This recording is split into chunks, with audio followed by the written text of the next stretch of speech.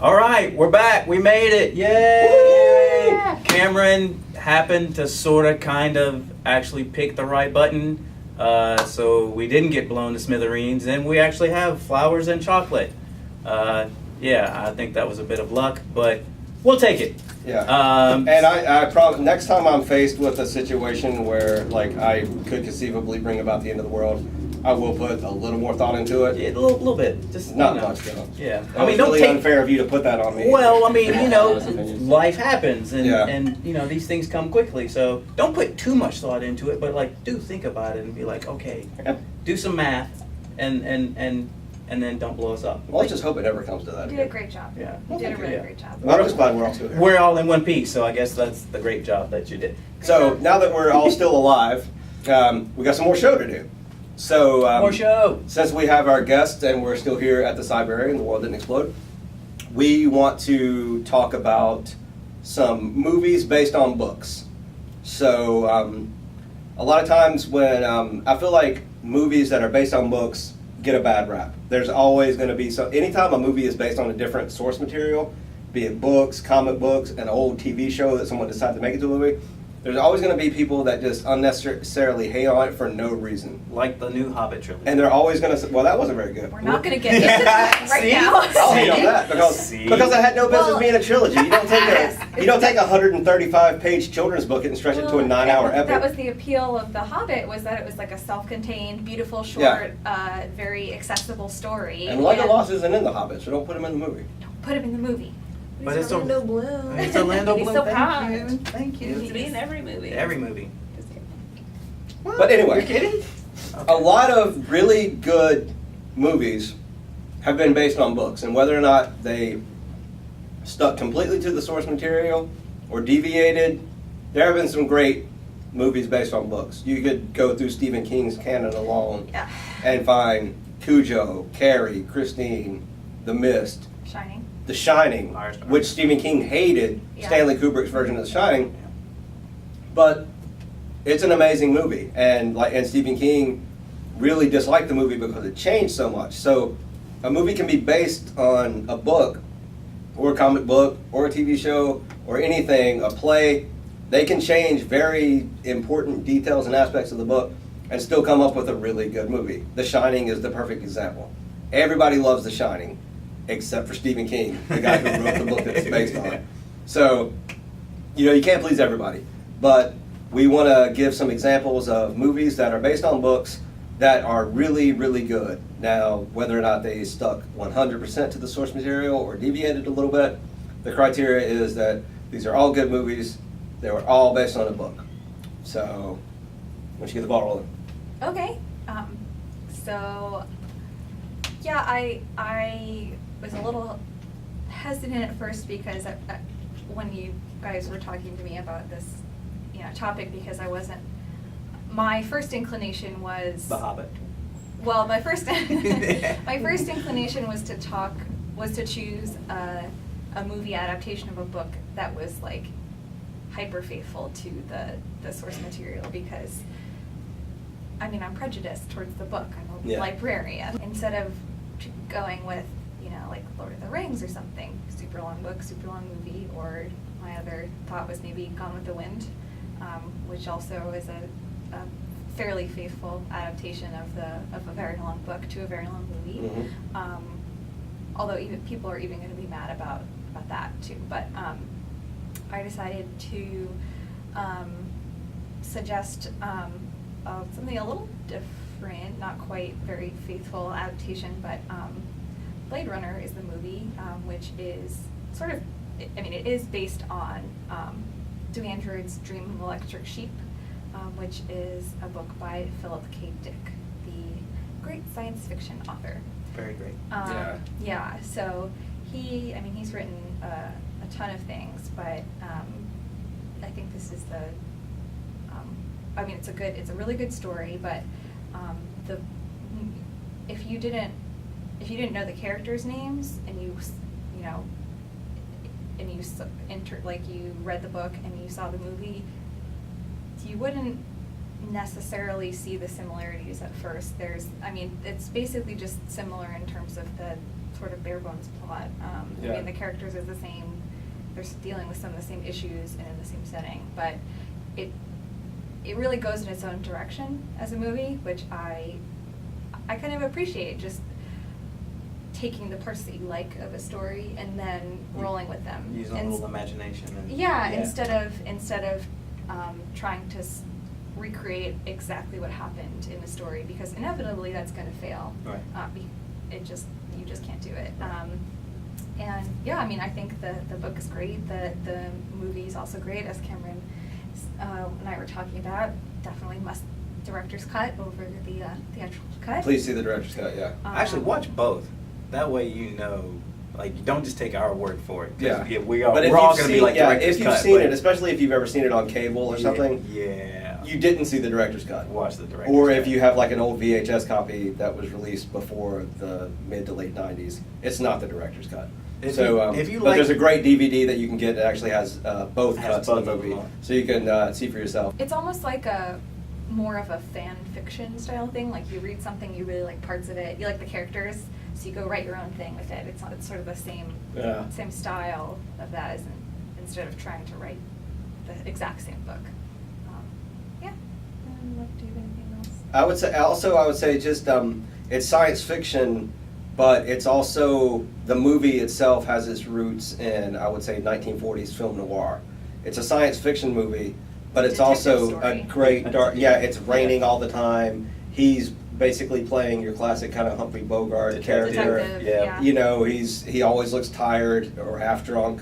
It's very much like a 1940s detective story. So maybe if you're not a huge science fiction fan, but you're a big film noir fan, give this a shot. Give this a because shot. it's sci-fi. Yeah, you've got the flying cars and Yeah. the futuristic designs and sets, but And the androids. and the androids. But at heart, it's an old school detective story. This is one of those, like, for those of you who, like, I don't do science fiction, and that's your choice. I'm really sorry. Yeah, You're well, missing you're out missing on a out. lot. Well, this is, some people just, they have their druthers. Yeah. They're into whatever.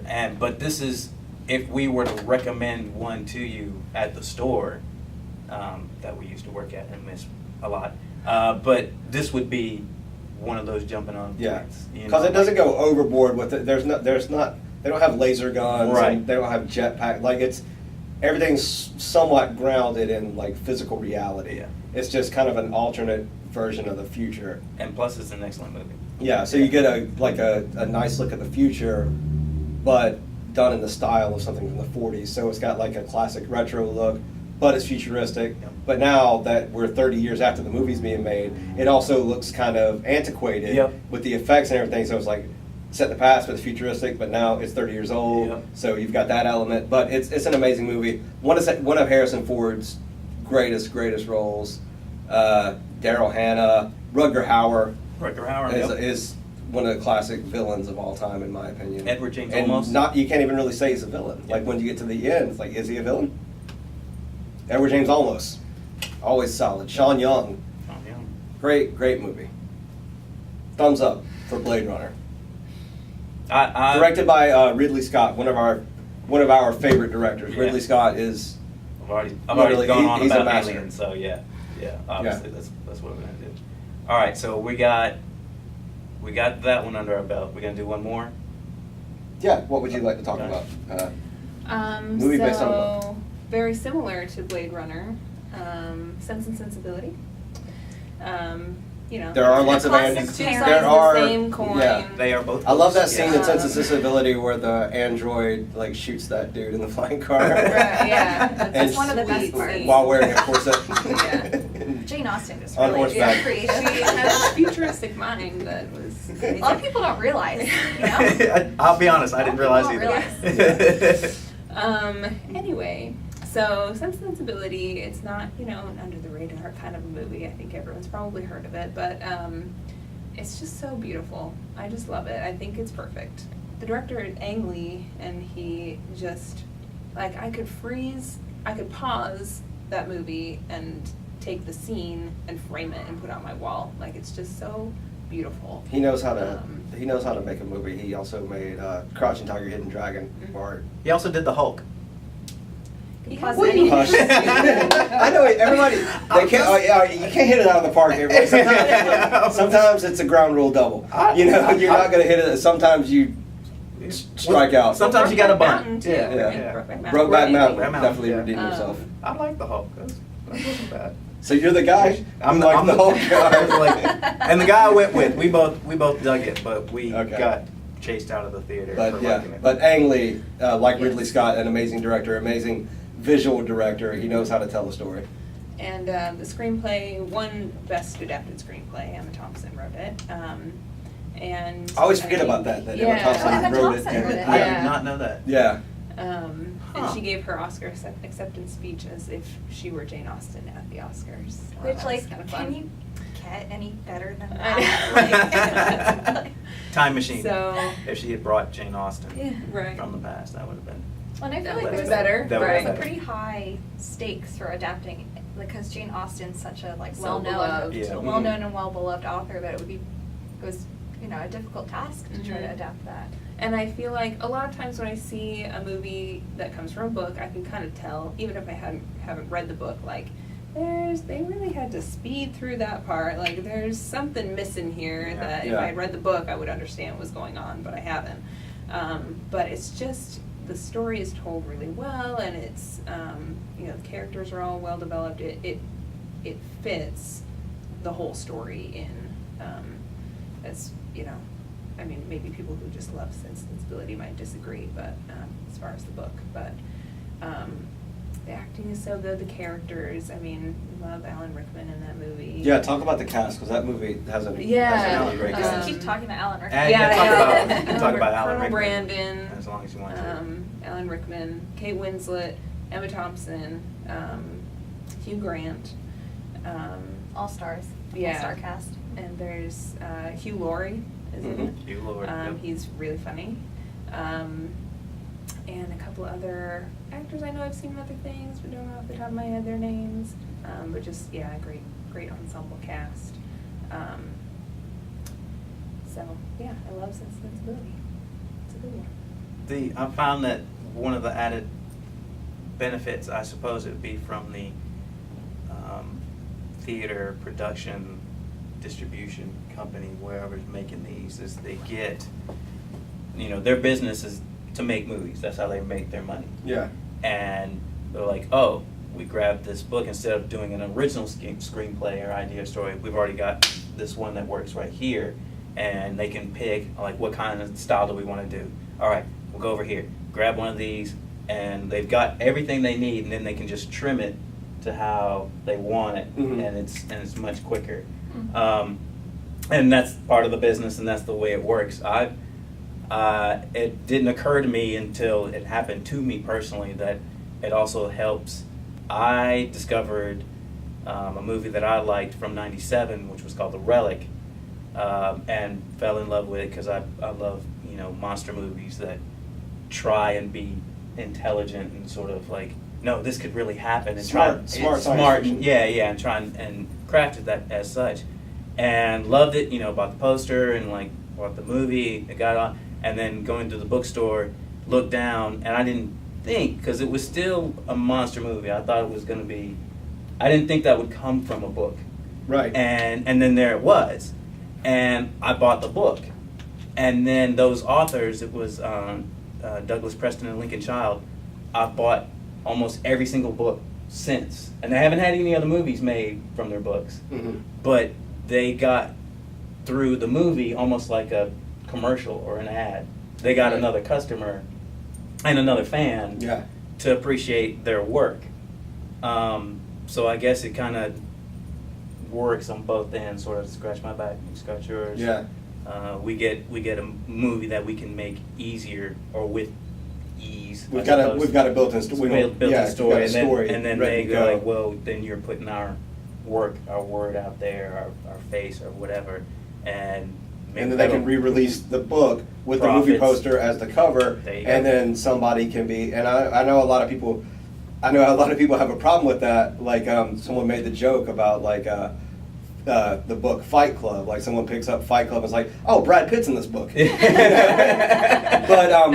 But that could be like the thing that encourages someone to read a book. You know, it could be like you did with you. Like you didn't know The Relic was based on a book, Right. But that image jumped out at you, and now you're a fan of these authors. Yep. So yeah, a lot of people have a problem with, you know, putting the movie poster as the book because like, well, let me imagine what these guys What look it's like. gonna be like. But it can help sell it. It can like it did with you in The Relic. Yep.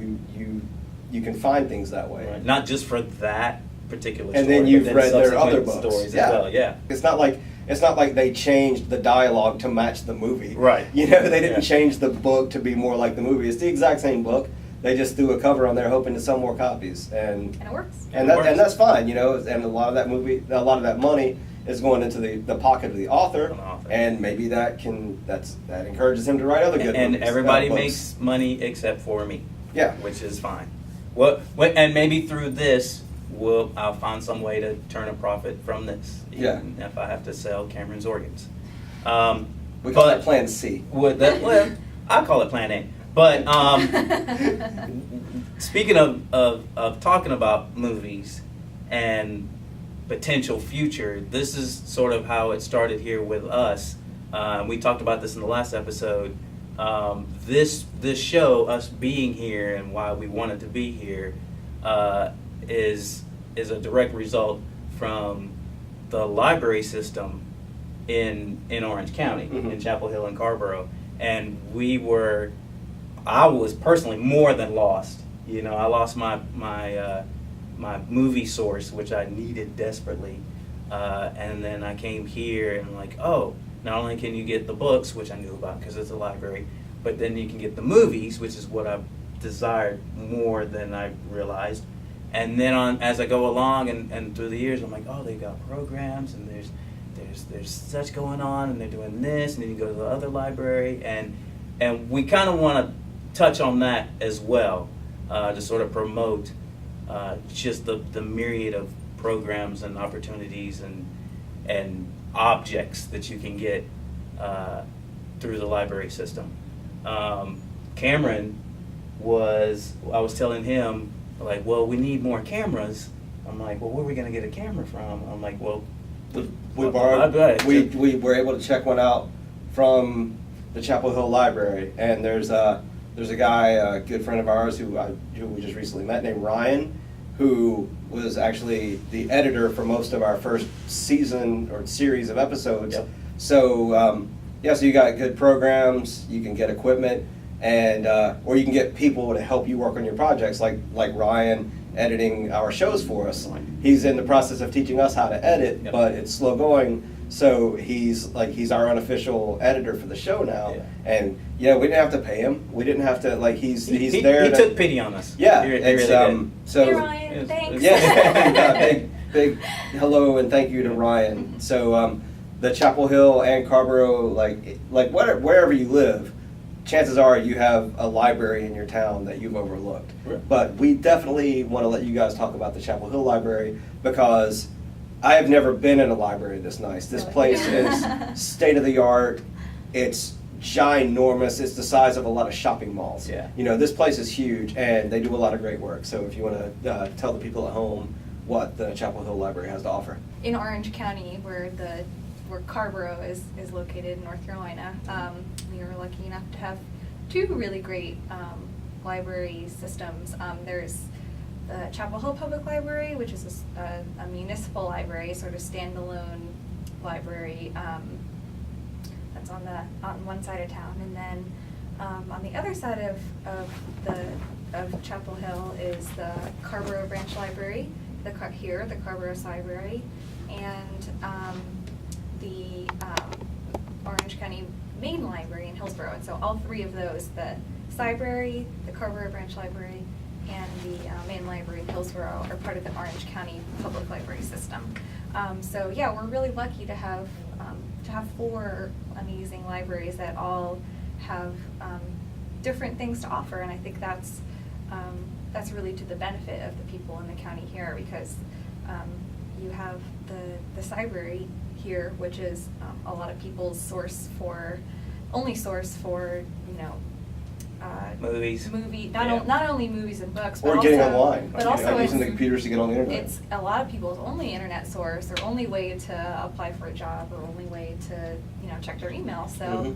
And they actually just started a program where they're renting out, loaning out Yeah, Wi-Fi hotspots. so the- Not renting, but You can Well, check out, check out, right. Wi-Fi, little sort of standalone Wi-Fi hotspots that you can set up and connect to, you know, a bunch of devices to, and so that's just another way that the library is connecting people with information, and I think that's what libraries and do in general, and public libraries specifically.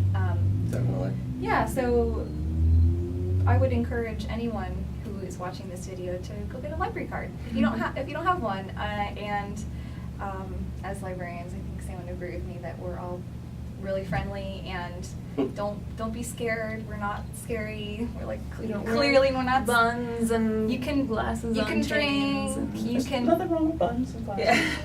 You can, you know. But yeah, I see We what don't. you're You can talk. We're not going to shush you. Yeah. And they're there to help you. They're We're there just to here to help help you you with whatever you find need. what you're looking so for. happy to help you with Please. whatever you need.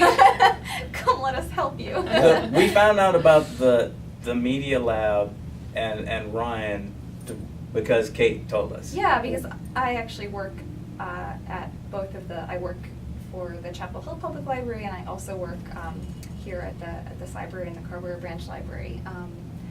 So yeah, I mean, I wish that everyone would come to the library and take advantage, because if you pay taxes, which you should, you're already Exactly, paying it. yeah. So Most of the movies that Cameron and I are reviewing for the show, we got here through the Cyberary, and Sam was instrumental not only in like telling me how I could acquire ones that they had, because you know things happen, they get lost or stolen or whatever, missing, and then acquiring some that they didn't even have in their system, whether they could either order it for you or in other branches. You can order like through other branches. They can look through their database, see if they had it, get it, and get it to you through them. It's one of those things where we're like, oh, I can do all this stuff. You have so many options that are available to you that I didn't know that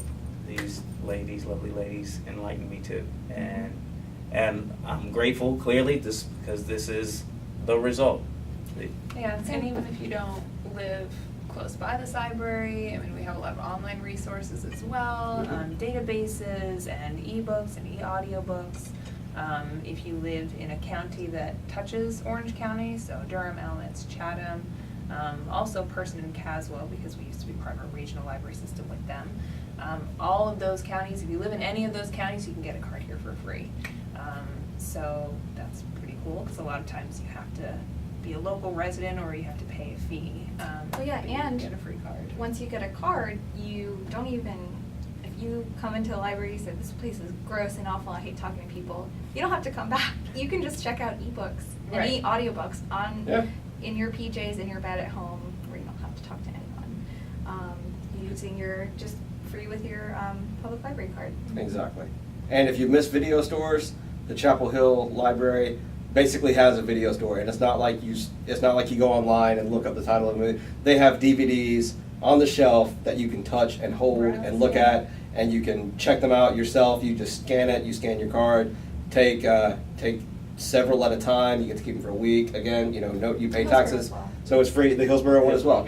So if video stores are basically a dinosaur at this point. They're gone. It sucks, but that's the truth. But around here, the closest thing you're going to get is the Chapel Hill, and it's like there's shelves and shelves and shelves of movies, new releases, TV shows. Lots of documentaries. I've seen, if you're a fan of Game of Thrones or True Detective, shows like that, they've got that stuff. You might have to wait a while. They might not have a lot of copies of each one, but they've got it. It's free. Take advantage of the program. Yeah, and like she said, you're paying taxes, so Hopefully. take it. Yeah. I mean, take advantage of the programs, and like I said, whether you live in Chapel Hill, whatever town you live in, there's probably a cool library in your area that maybe you've forgotten about. So last thing, Yes. you want to talk about programming? Yeah, you mentioned yeah, programs. right. So more than just the materials we have, whether the physical materials or the digital materials, we have a lot of programs that we present for free. A lot of programming for children that's just year round. So we have a lot of stuff going on in the summer, specifically for summer reading. But then year round, we have story times. We have different kinds of kids explore activities for different age groups. Computer classes. Yeah, computer classes, Yeah. basic computer classes. So if you're intimidated by the idea of a computer, we have really basic classes that are taught by the students at UNC in the library science program. And we just have 6 students come to this library at a time. And there's usually fewer than that sign up, and there's usually at least 2 teachers. So you've got like a really good ratio. If you have specific questions, like they're just really happy to help.